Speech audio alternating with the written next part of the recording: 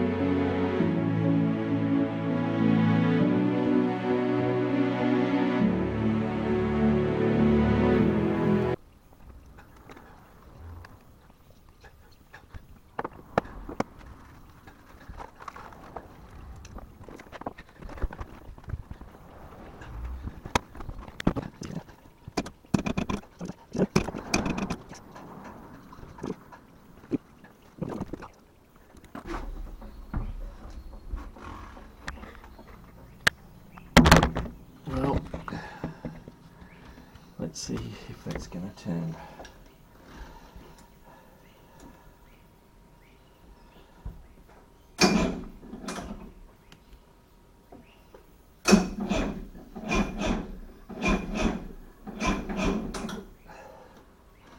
Starter motor's a bit tight, but she's a turning. Ow! Electric shock.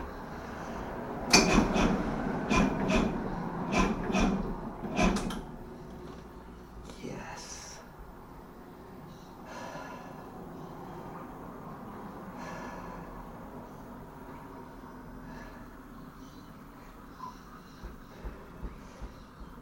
That's a brushes jobby.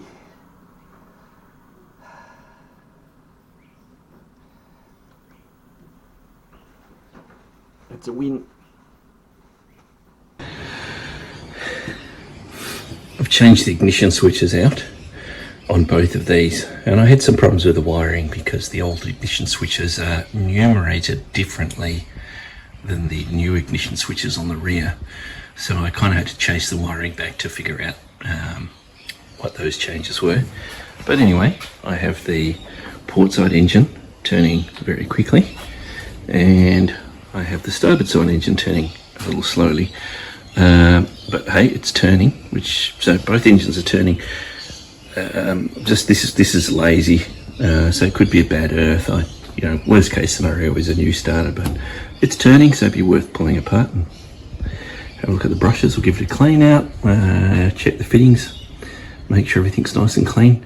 But before I get into that, I'd like to get this floor sorted so I can hop in and out without having to worry about breaking my neck. So I'll resin fill this here to get that flush and put a beam like I've got here across there so that the new floor can fit in, and I can start designing the hatches, and I'll order the portals for both of the fuel tanks so I can get the inspection in there and clean those out, and the fuel senders, get those prepped so I can lay the wiring in before the floor goes down. Yeah, so happy, good outcome.